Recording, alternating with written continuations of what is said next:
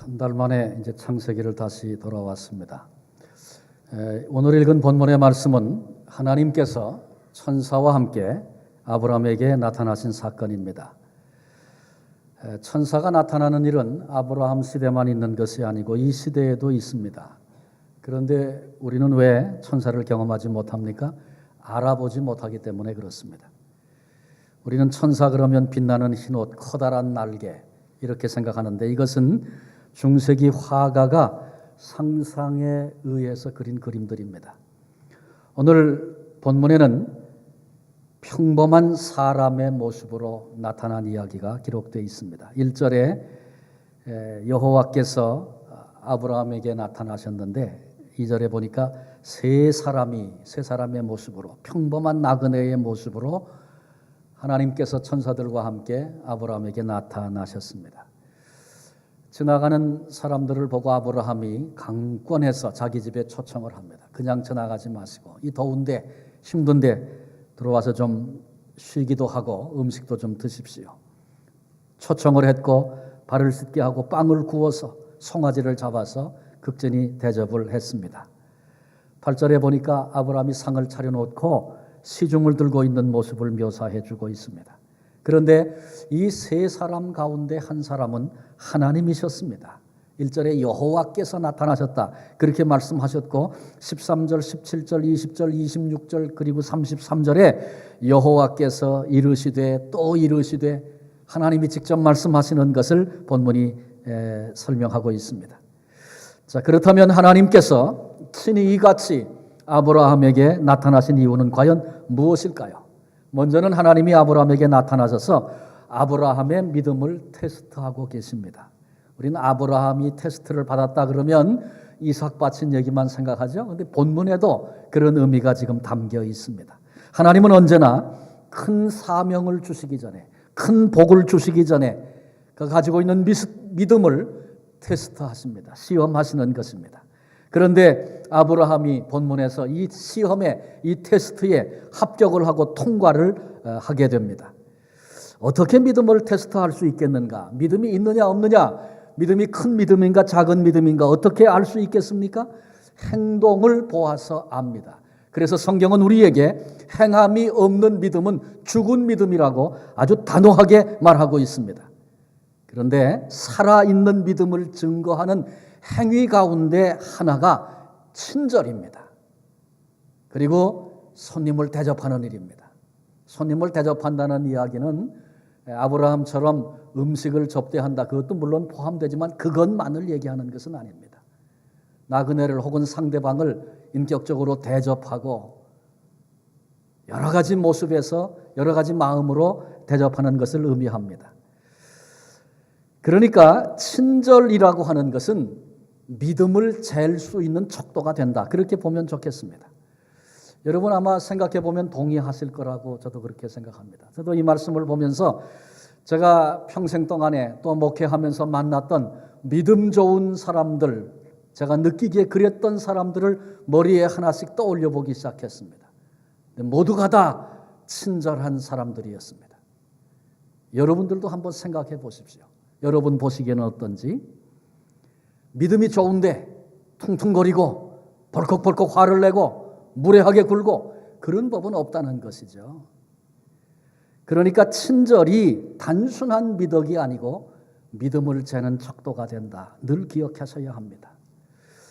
캐나다에 이민 온 사람들은 처음에 이 나라 사람들의 그 친절함에 대해서 놀라게 됩니다. 저는 캘거리라고 하는 훨씬 더 작은 도시로 왔기 때문에 더 그것을 아주 뼈 깊이 느끼게 됐어요. 얼마나 친절한지 몰라요. 근데 우리는 그 친절이 잘 안 돼요. 엘리베이터 타면 모르는 사람도 여기 사람들은 다 이렇게 눈을 마주치고 하이 그리고 인사를 하는데 한국 사람들은 대체로 엘리베이터 타면은 번호가 몇 층이지 그것만 뚫어지게 보고 있다가 열리면 그냥 얼른 나가버립니다. 물론 뭐 대화하는 일에 어려움이 있어서 그렇기도 하겠지만 우리 속에 뭔가 있는 것 같아요. 한국 그리스도인들이 열심히 있어요. 그런데 캐나다인에 비하면 친절은 훨씬 뒤떨어집니다. 오늘 말씀에 근거하면 우리 믿음이 작다. 그렇게 보아서 틀림이 없을 것입니다. 한국의 김준수 목사님이라는 분이 한국 사람이 친절하기 힘든 이유가 있다, 이렇게 설명하는 이야기를 들었습니다. 공감되는 부분이 있어서 좀 소개를 합니다. 이분은 아주 과격한 표현을 썼어요. 우리가 잘 친절하게 안 되는 것은 우리 속에 쌍놈 컴플렉스가 있기 때문이다, 그렇게 말을 했어요. 죄송합니다, 이런 과격한 말을 써서. 근데 할 수 없어요. 제가 쌍놈 컴플렉스 이렇게 해보니까 느낌이 잘 안 와요. 그 무슨 얘기냐 하면, 그 배경은 이런 겁니다. 우리 고려 말 경종임금 때 양반과 쌍놈이 나뉘기 시작했다고 그래요. 저는 역사는 잘 모릅니다. 그러나 설명에 의하면 이렇습니다. 이제 과거에 급제해서 문인이 되면 그 사람들을 동반이라고 불렀다 그래요. 그 다음에 무술에 급제해가지고 무인들이 되면 그들을 서반이라고 불렀다 그래요. 그래서 동반과 서반이 있는데 이 양쪽을 한꺼번에 모아서 두 반을 양반이라고 했다는 것입니다. 이렇게 양반이 되면 이 사람들이 권력을 잡고, 그리고 평민, 그 다음에 천민이라고 불려지는 이른바 쌍놈, 이 사람들을 다스리고 착취하는 일을 했다는 것입니다. 이것이 고려 말부터 이조까지 계속해서 이어지게 됐다는 것이죠. 1690년에 인구조사를 한 결과를 보니까 양반이 그 당시 10%였답니다. 그리고 평민이 50%였고 쌍놈이 40%였다는 것입니다. 그런데 이제 화폐 경제가 발전하기 시작하고 수공업이 발달하고, 그리고 돈이 힘을 쓰기 시작하면서 많은 사람들이 돈을 가지고 내가 가지고 있는 그 신분보다 더 높은 신분을 돈을 주고 사든지 가짜로 만들든지 그런 일을 했다는 것입니다. 그래서 1858년, 그러니까 아까 말씀드렸던 인구조사한 후에 70년 후인데 그때가 철종 9년이었다고 합니다. 근데 대구에 인구조사를 했는데 그 가운데 양반이 70%, 그리고 평민이 30%, 그럼 100% 다 됐잖아요. 쌍놈은 그때 1.5%밖에 없었다 그럽니다. 그러니까 돈을 주고 신분 세탁을 하고 양반 행세를 하고 살기 시작한 거예요. 그런데 그럼에도 그 마음 속에는 쌍놈 때 가지고 있었던 그 의식이 그대로 있다는 것입니다. 없어지지 않는다는 것입니다. 그래서 이른바 쌍놈 컴플렉스가 이제 우리 민족성을 지배하게 됐다, 그렇게 설명을 합니다. 이제 구체적으로 설명하면 이런 겁니다. 생각해 보세요. 쌍놈 그러면 얼마나 말만 들어도 기분 나쁘잖아요. 우리 욕 중에도 쌍놈 새끼 이런 욕이 있어요. 제가 여러분에게 그렇게 말한 건 아니고 그래요. 그런 말이 있단 말이죠. 근데 그 말 들으면 굉장히 기분이 나빠요. 그렇죠? 아주 기분이 나쁩니다. 근데 그 왜 그러냐 하면 쌍놈이라고 하는 신분을 가지고 있을 때 받았던 그 억압, 그 고통, 무시, 멸시 이런 게 내 속에 자리를 잡고 있는 거예요. 그래서 누가 날 얕보면 어떡하는가, 내가 사람들에게 무시당하면 어떡하는가, 이런 두려움이 속에 있습니다. 그래서 조금이라도 누가 날 무시한다 그러면 반발이 생기는 거예요. 그래서 막 정상 이상으로 반응을 하게 되는 것입니다.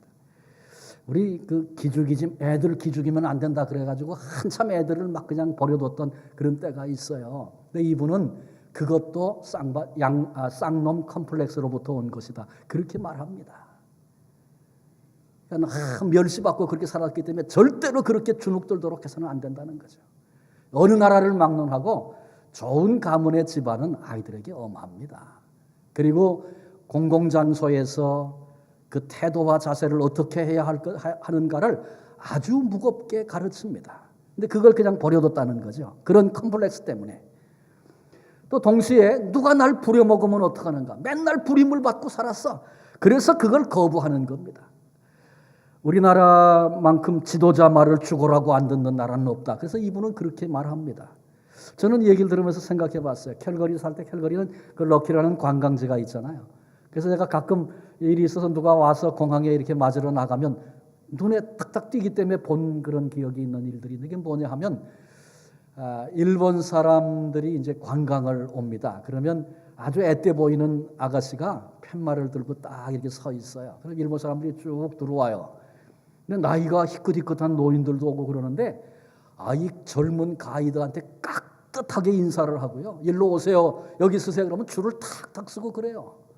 일본 사람 그러면 저도 기분 나쁜 게 있고 잘못하는 게 참 많은데 그걸 보면서 제가 그때 그래서 이런 건 배워야 되겠구나 그랬어요. 그래서 제가 주의 깊게 한국 관광팀이 오기 시작해서 봤어요. 그랬더니 말이죠. 제법 괜찮게 털도 좋은 사람이 가이드로 나왔는데 말해도 말 안 들어요. 아주 막 무시하고. 이게 아마 그런 컴플렉스에서 온 거 아닌가 이렇게 생각이 됩니다. 또 옛날에 쌍놈으로 살면서 내 거는 다 뺏겼어요. 그래서 누가 내 거 뺏어가면 어떡하는가 이런 생각이 마음속에 자리를 잡고 있다는 겁니다. 그래서 매일 착취를 당하고 살았던 그 삶 때문에 권익, 내 권리나 내 이익에 대해서 누가 조금만 터치하면 손상이 됐다 느껴지면 그러면 견디지 못합니다. 터져버리는 겁니다. 그 다음에 또 한 가지는 누가 나를 알아보면 어떡하는가 이런 마음에 대한 두려움이 있습니다. 지금 양반 흉내를 내고 살고 있지만 내가 옛날에 쌍놈이었을 적에 그때의 모습을 알아보면 어떻게 하겠는가. 그래서 항상 자기를 감추고 가리고 포장하는 데 익숙한 삶을 삽니다.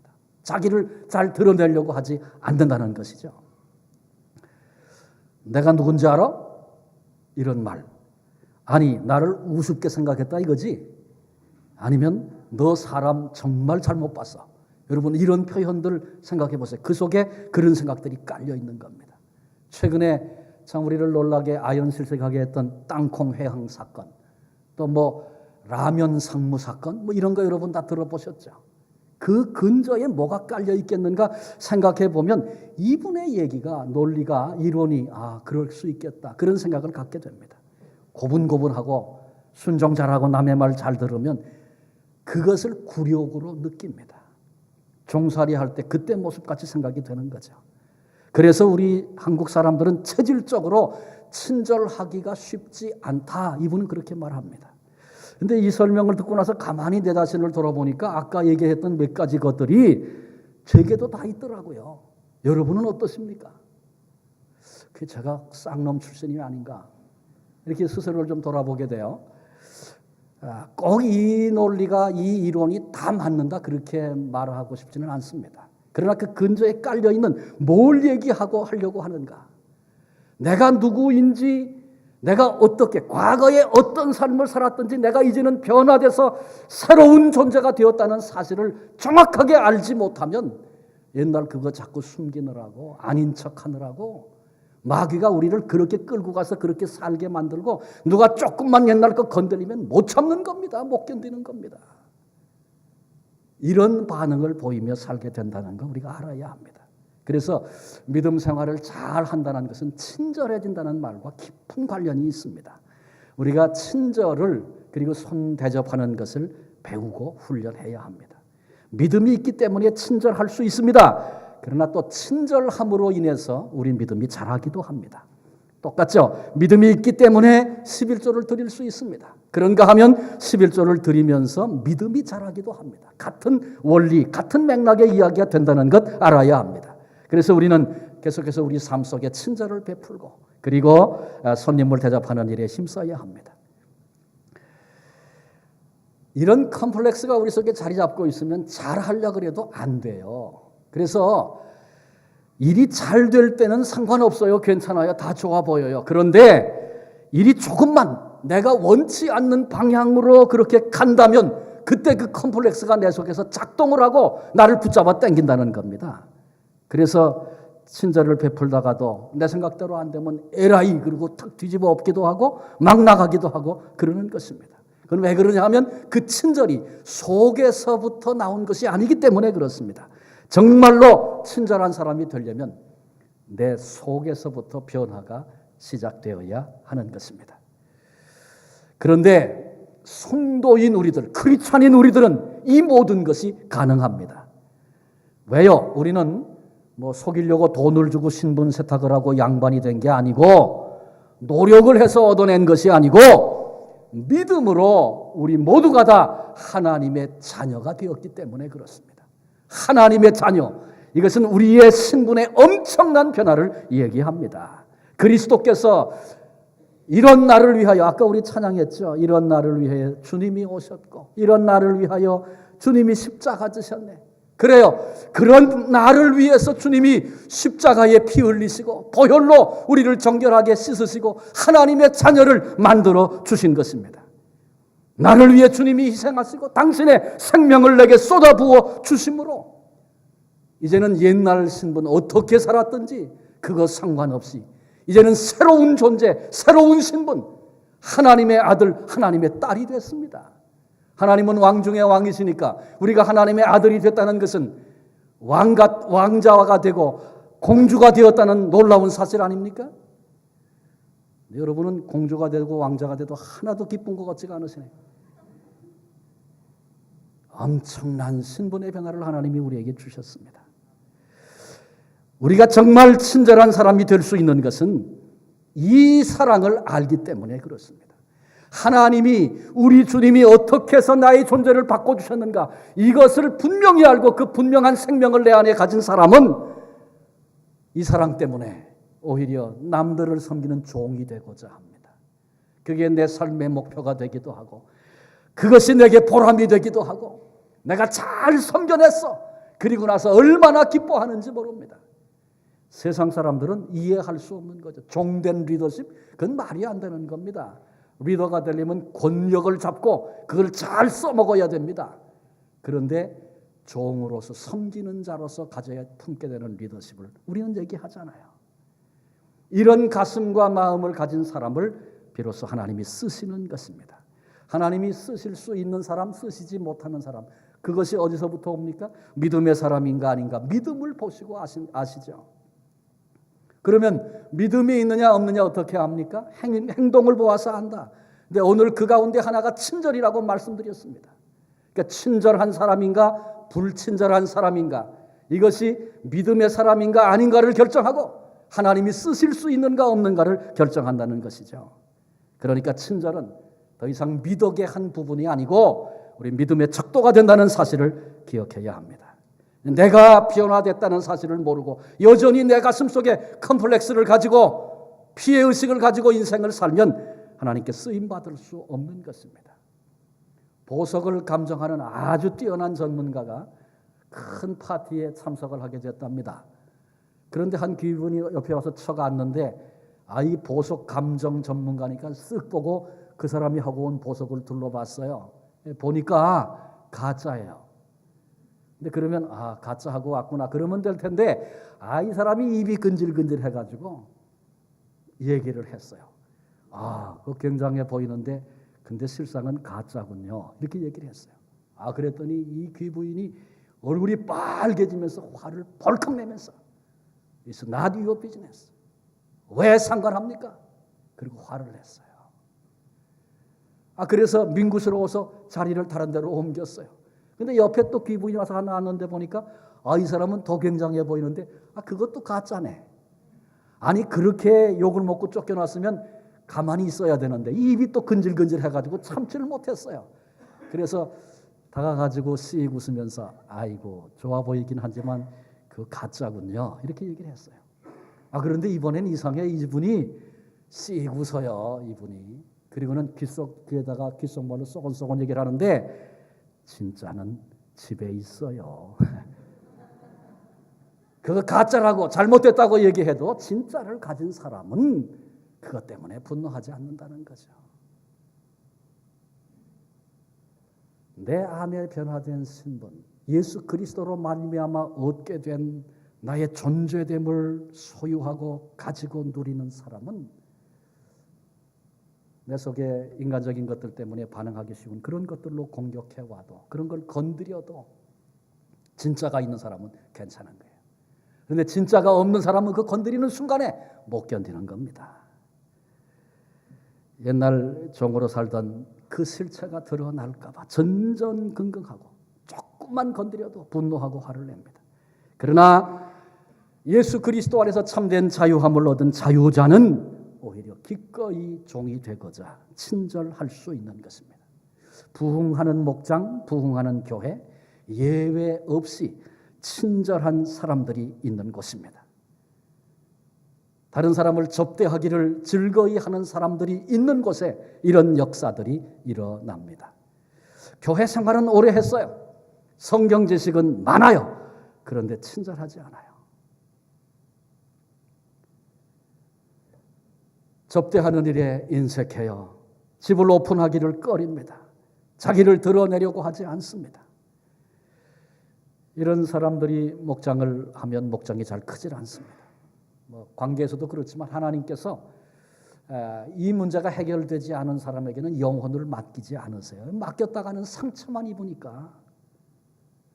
친절과 대접하는 일이 미덕이 아니고 믿음의 척도됨을 우린 기억해야 합니다. 히브리서 13장 2절에 손님 대접하기를 잊지 말아라. 이로써 부지 중에 천사들을 대접한 이들이 있었느니라. 아브라함처럼 우리도 복된 자가 되려면 친절해야 합니다. 나그네를 섬겨야 합니다. 지금 보고 한 번 보고 더 이상 안 볼 사람이라고 해서 함부로 대하는 것이 아니라 모든 사람, 그런 사람일수록 이분이 천사일 수 있다. 이런 생각을 가지고 정말 친절하게 나중에 봤는데 그분이 천사였어. 그러면 그때 내가 제대로 못한 게 얼마나 후회되겠습니까? 그런 일들이 이 땅에 많다는 거죠. 원정수 권사님이라는 분 간증 여러분 생각하세요? 그분은 어렸을 때 하나님이 훈련시키시는데 천사가 꼭 그렇게 아주 막 축구 벌벌 떨고 힘들어하는 노인으로 나타나셨다 그래요. 그럼 자기 옷도 벗어줘야 되고 그때마다 왜 그런 일이 자꾸 생긴다는 거예요.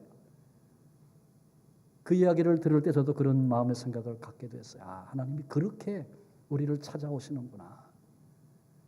내가 모른 척하고 시침이 뚝대고 상관없다고 여기고 더 이상 볼 사람 아니니까 내 하고 싶은 대로 해버리고, 그런데 그때가 하나님이 보내서 우리를 찾아온 천사를 대면하는 시간이었다면 얼마나 불행한 자가 되겠습니까? 그런데 우리 속에 잘못된 컴플렉스, 이런 것들이 열등의식으로 자리를 잡게 되면 이런 사람과 일하는 건 너무너무 힘듭니다. 화 잘 내고 권익에 조금만 손상을 입으면 따지고 절대 자기 속내는 드러내려고 하지 않고 조금만 깔 보였다고 생각하면 분노하고, 이런 데서 우리 모두가 벗어나야 합니다. 그리고 우리 모두는 벗어날 수 있습니다. 왜? 하나님이 우리의 아버지고 우리는 하나님의 자녀고 십자가만큼 사랑받는 존재들이기 때문에 그렇습니다. 예수님은 내 인생의 주가 되셨습니다. 주가 되셨다는 것은 내 인생을 책임져 주신다는 말씀입니다. 그러니 예수님 안에서 얼마든지 삶의 여유를 가질 수 있습니다. 주님이 보호해 주실 것이고 반드시 지켜내실 것이기 때문에 그렇습니다.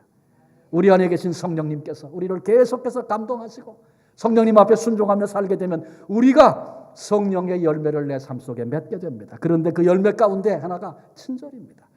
자비와 양선과 그랬는데 그건 다 친절에 대한 표현입니다. 두 가지나 설명을 했어요. 성령의 다스림을 받으면 성령님이 우리로 하여금 친절이라고 하는 열매를 맺도록 그렇게 우리를 이끄신다라고 하는 것입니다. 우리 모두 잘못된 컴플렉스에서 벗어나기를 바랍니다. 그리고 친절하고 섬기고 대접하는 그런 복된 하나님의 사람들이 되시기를 바랍니다. 두 번째로 생각할 것은 이 테스트를 믿음으로 통과했던 아브라함에게 주었던 두 가지 복입니다. 한 가지는 약속을 아주 확실하게 하나님이 말씀해 주셨어요. 지금까지는 아브라함에게 내가 내게 자손 줄 거다, 큰 나라 이룰 거다, 그 중에 왕도 있어, 이렇게 말씀하셨지만 그건 사실은 막연한 거예요. 아니 어떻게 왕이 나와? 지금은 이해가 안 되는 얘기입니다. 그런데 이제 하나님께서 아브라함에게 이 믿음으로 친절을 베풀고 테스트를 통과했던 아브라함에게 하나님이 아주 구체적으로 분명하게 말씀하셨어요. 10절에 보니까 내년 이맘때쯤 내가 아들을 품에 안게 될 것이다. 가르쳐 주셨습니다. 사라를 통해서 아들을 주실 것을 아주 구체적으로 하나님이 말씀하신 것입니다. 그리고 그 말씀대로 된 것을 우리는 압니다. 또 한 가지 하나님이 주신 복은 멸망하게 될 소돔을 위해서 중보하는 복을 주셨습니다. 하나님이 가시적인 모습으로 천사와 더불어 나타나시는 것은 이유가 있어서입니다. 소돔성의 죄가 관영했어요. 그래서 그것이 사실인가 현지답사 확인하시기 위해서 하나님이 나타나신 것입니다. 그리고 장차 소돔성에 임하게 될 심판, 그들의 죄 때문에 받게 될 심판에 대해서 하나님이 아브라함에게 알리셨습니다. 그러자 아브라함이 23절로부터 시작해서 중보를 합니다. 소돔성이 멸망한다 그렇게 말씀하셨을 때 하나님, 만일 소돔성에 의인이 50명이 있다면 어떻게 하시겠습니까? 의인과 죄인을 함께 심판하고 멸하시는 것, 그게 의로운 일이겠습니까? 그렇게 하셔야 되겠습니까? 그랬더니 하나님이 이 아브라함의 얘기를 들으시고, 그래 아브라함아, 소돔성에 50명이 있으면 내가 멸하지 않겠다 그러셨어요. 그 말씀을 딱 듣고 나니까 아브라함의 마음에 안심이 되는 게 아니라 걱정이 되는 거예요. 50명 안 되면 어떡하는가? 그래서 5명 안 돼 모자라면 어떡하시겠어요? 그래, 그래도 내가 그러마. 40명이면, 아이고 한 번만 더 얘기할게요. 30명이면 20명이면. 그러다가 32절에 와서 뭐라 그랬어요? 의인 10명이 있으면 어떻게 하시겠습니까? 그랬더니 하나님께서 의인 10명이 있어도 내가 그리할 것이다, 심판하지 않겠다 말씀하셨어요. 근데 우린 알고 있잖아요. 이제 앞으로 살피겠지만 소돔성에 의인 10명이 없어서 소돔성 전체가 다 멸망하고 말았습니다. 근데 본문에서 우리가 아브라함이 중보하는 걸 통해서 많은 것을 배울 수 있습니다만은, 그러나 이 부분에, 그러니까 18장 이 후반부에 나와 있는 이 중보하는 내용에서 가장 중요한 주제는 하나님의 의로우심입니다. 지금 아브라함이 중보하는 것도 하나님의 의로우심에 근거해서 중보하고 있는 거예요. 하나님의 의로우심이 어떻게 나타나고 있는가 좀 생각해 보시겠습니다. 하나님은 먼저, 하나님의 의로우심은 하나님은 공정하시다 이렇게 표현되고 있습니다. 하나님은 공정하신 분이십니다. 그런가 하면 사람은 우리는 공정하지 못합니다. 그래서 우리는 어떤 사람에 대해서 잘 알아보지도 않고 어떤 상황에 대해서 잘 살펴보지도 않고 그냥 받은 인상, 들은 얘기, 그것 가지고 쉽게 사람을 평가하고 정죄하는 그런 일들이 이 땅에는 얼마든지 많이 있습니다.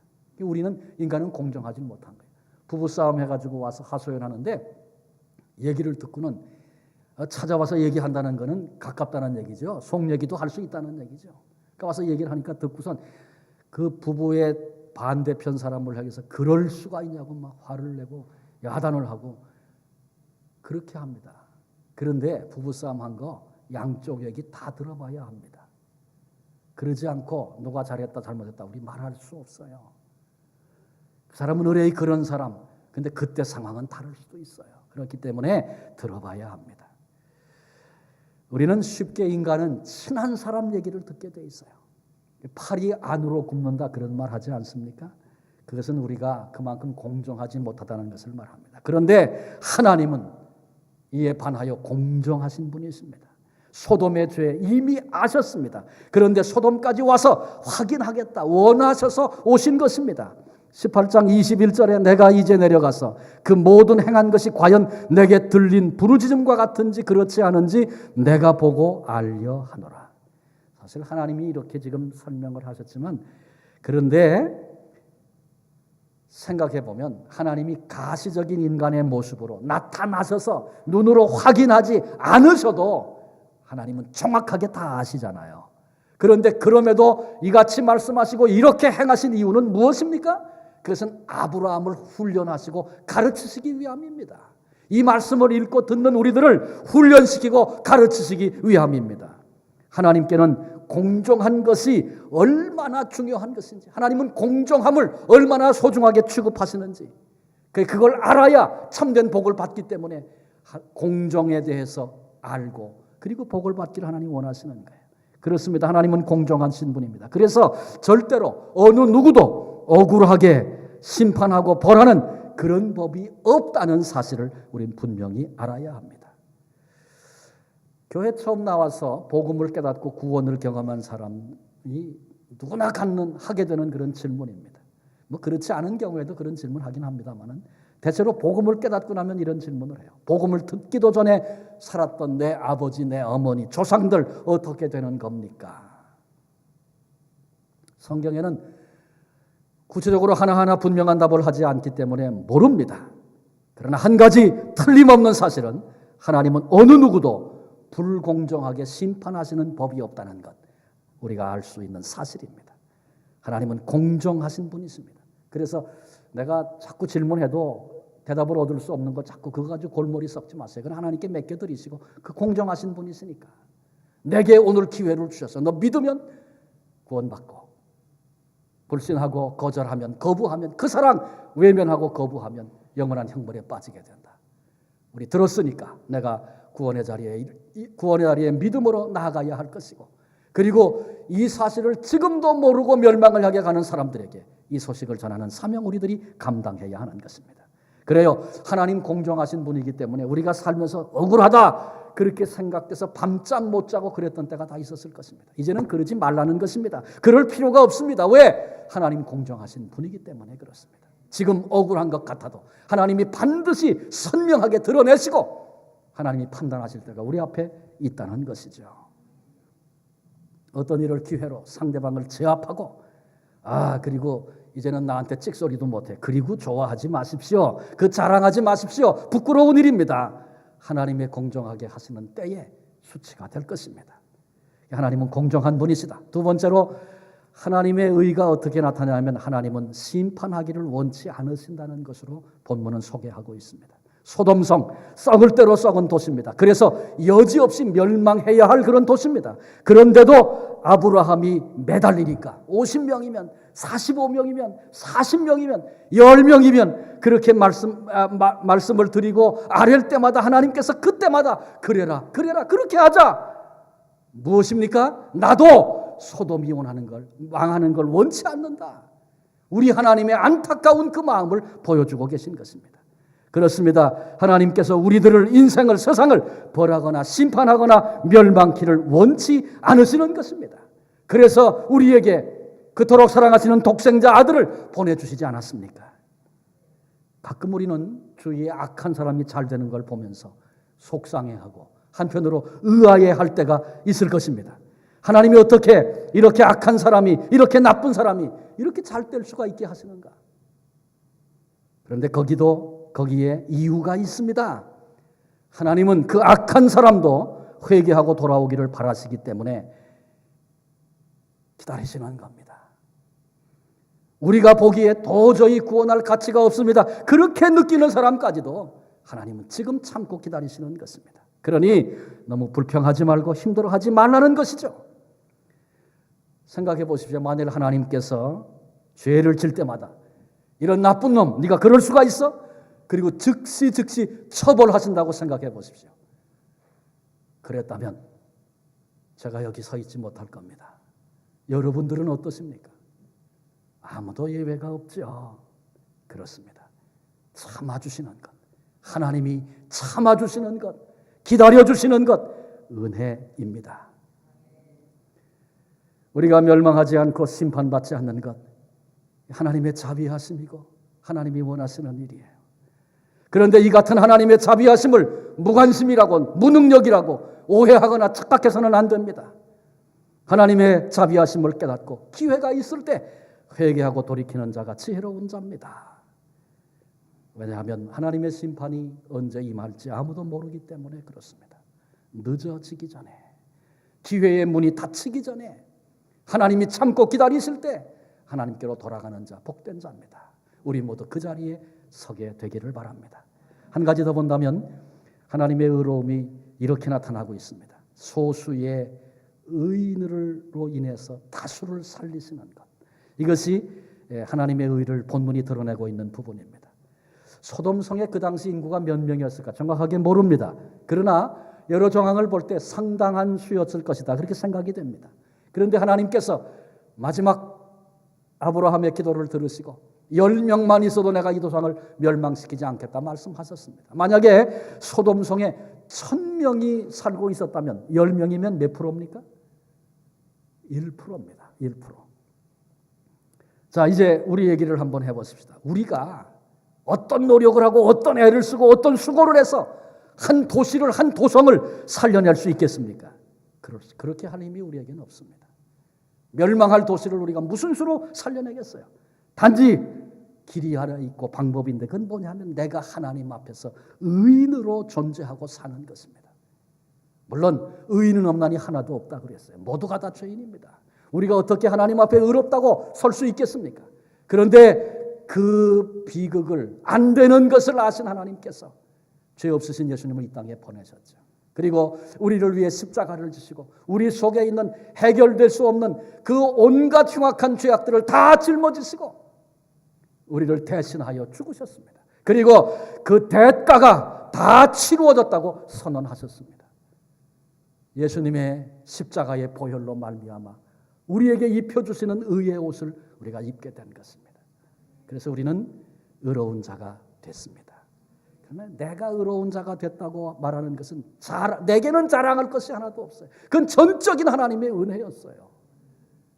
이 은혜를 받은 자로, 이 은혜를 아는 자로 오늘 하나님 앞에 감사하면서 하나님이 뭘 기뻐하실까? 기뻐하시는 일 다 잘 안 되고 그렇게 내 몸이 따라가질 않고 그래서 안타까운 마음 우리에게 있는 것 사실이지만 그럼에도 불구하고 하나님 기뻐하시는 그 길대로 한번 살아보려고 내 삶을 드리며 의의 옷을 입혀주신 주님의 사랑 앞에 감사하며 그것이 하나님의 은혜였기 때문에 다른 사람을 향하여 이러니 저러니 말하지 않고 말할 수 없는 걸 내가 알아. 왜? 내가 받은 은혜가 있기 때문에. 이런 가슴으로 살아가는 사람을 성경은 의인이라고 얘기합니다. 그런데 오늘을 하나님 앞에 의로운 자로 살게 되면 한 도시를 한 도성을 살려내는 그런 삶을 살게 되는 것입니다. 하나님께서 의인으로 인해서 악인의 심판을 멈추시고 멸망과 파멸을 막으시는 것입니다. 우리가 한국 민족으로 이 땅에 와 살면서 내가 한국을 위해 뭘 기여할 수 있을까? 이 캐나다 와서 덕 보고 사는 것 참 많은데 내가 크리스찬으로서 이 땅에 뭘 기여하며 살 수 있을까? 그런 마음이 내게 있는데 방법을 모르겠어요. 이렇게 생각하고 말하는 분들이 많이 있습니다. 근데 방법이 있습니다. 길이 있습니다. 하나님 앞에서 의로운 자로 오늘을 사는 것입니다. 북한에서 핵을 만들고 요동을 치고 별일을 다 해도 안전하게 할 수 있는 방법이 있습니다. 우리 민족을 안전하게 내가 여기서 의로운 자로 하나님 앞에 사는 것입니다. 하나님께서 의로운 자들로 인하여 그들을 지키시는 은혜를 약속하고 계시기 때문에 그렇습니다. 망해야 할 것 같은데 망하지 않는 회사 있어요. 잘 드러나지 않아서 그렇지. 그 속에 의로움으로 살고 있는 소수가 있기 때문일 수 있습니다. 세상 사람들은 그거 보지 못합니다. 몇 명의 의인들 보시고 다른 사람을 축복하시는 하나님. 하나님의 의가 그렇게 본문에 나타나고 있어요. 이건 가정도 마찬가지입니다. 옛날에 다윗 같은 경우에 보면 다윗의 자손 중에 악한 왕들이 나왔어요. 그런데 그때마다 하나님께서 내가 네 조상 다윗을 보아서 너를 용서한다. 또 다른 기회를 준다. 내가 내 조상 다윗과 맺었던 언약을 내가 기억한다. 그렇게 말씀하시던 하나님의 음성을 우리는 기억합니다. 오늘을 살고 있는 저와 여러분 우리가 나라를 위해서 혹은 회사를 위해서 혹은 가정을 살리는 길 여기 있습니다. 우리가 의인이 되어서 의롭게 하나님 앞에 살면 되는 것입니다. 그런데 내가 의롭게 살기로 작정하고 의롭게 살기 시작했을 때 주변 사람들로부터 칭찬받을 것 기대하지 마십시오. 오히려 그렇게 살 때 욕먹을 수 있습니다. 따돌림 당할 수 있습니다. 그러나 이것은 의미 있는 고난이라는 것도 동시에 알아야 합니다. 사람들을 구하려고 이 땅에 오신 예수님. 사람들이 예수님이 누군지 알아보지도 못하고 주님을 핍박했습니다. 핍박하는 무리들을 바라다 보시면서 저들이 무슨 일을 하는지 몰라서 그렇습니다. 아버지께 그렇게 기도하시면서 죄 없으신 예수님께서 십자가에 죽으셨습니다. 우리 주님의 받으신 그 고난, 그 핍박, 그 죽음, 그 십자가가 오히려 핍박하던 사람들에게 은혜가 되어져서 흘러가는 이야기를 우리가 알고 있지 않습니까? 주님을 외면하고 핍박하던 사람들에게 우리 주님이 당신의 몸을 내주셔서 구원의 길을 여시고 어떤 핍박을 하든지 어떤 길을 걸었든지 어떤 존재였든지 십자가 앞에 두 손 들고 나오기만 하면 구원받는 길을 여시고 그 은혜를 베풀지 않으셨습니까? 오늘 우리가 하나님 앞에 의로운 자로 살아보리라 결심하고 나아갈 때에 때로는 핍박이, 때로는 비웃음이, 따돌림이 우리에게 있을 수 있습니다. 그러나 그것 때문에 낙심하고 절망하지 않고 주님 바라보면서 주님도 그러셨는데 난 이거 주님이 기뻐하시는 것 틀림없이 그렇게 난 고백합니다. 이거 하나님이 기뻐하시는 길인 줄로 내가 압니다. 사람들이 몰라주고 뭐라고 할지라도 나는 이 길 가겠습니다. 이렇게 그 길 걷기 시작하면 오히려 나의 존재됨이 나를 핍박하는 사람들에게 은혜가 되어 흘러가는 이런 역사가 나타납니다. 십자가를 통해서 보여주신 은혜며 비밀입니다. 의롭게 살기 위해서 받는 고난, 그것은 나 자신만을 위한 것 아니고 나라를 위한 것이고 회사를 위한 것이고 가정을 위한 것입니다. 오늘 이 말씀을 듣는 우리 모두가 다 하나님 의로우신 분이시기 때문에 오늘 본문 속에서 그 의로우신 하나님에게서 어떻게 그 의로움을 드러내셨는가 살피면서 우리도 내 안에 부족됨과 여전히 부끄러움과 하고 싶어도 안 되는 그런 한계도 여전히 우리 가운데 있지만 하나님 기뻐하시는 그 길을 의롭게 살기로 결단하는 우리 모두가 되시기를 주님의 이름으로 축원합니다. 기도하시겠습니다. 하나님이 친히 나타나셔서 나그네에게 상관없는 자에게 어떻게 친절로 대하는가 믿음을 테스트하셨고 그 테스트에 통과했던 아브라함에게 구체적인 언약을 주실 뿐만 아니라 하나님의 의로우심, 하나님은 공정하시고 하나님은 심판을 원치 않으시고 하나님은 소수의 의로운 자를 보시고 하나님이 친히 많은 사람들을 건져내시는 하나님의 은혜를 오늘 우리가 말씀을 통해 나눴습니다. 오늘 이 시간 하나님께서 내게 주시는 메시지가 무엇인가? 주여 귀를 여시고 마음을 여셔서 듣게 하시고 받게 하시고 순종하게 해 주옵소서. 그래서 아브라함에게 주셨던 복이 우리에게도 경험되어지는 이 땅을 하나님 앞에서 받은 바 그 사랑, 나의 신분, 나의 존재 확인하고 엉뚱한 컴플렉스에 붙들려 살아가는 것이 아니라 내 주변 사람들에게 복을 흘려보내며 살 수 있는 주님의 사람들 다 되게 하여 주옵소서. 우리를 십자가로 구속하신 예수님의 이름으로 감사하며 기도하옵나이다. 아멘.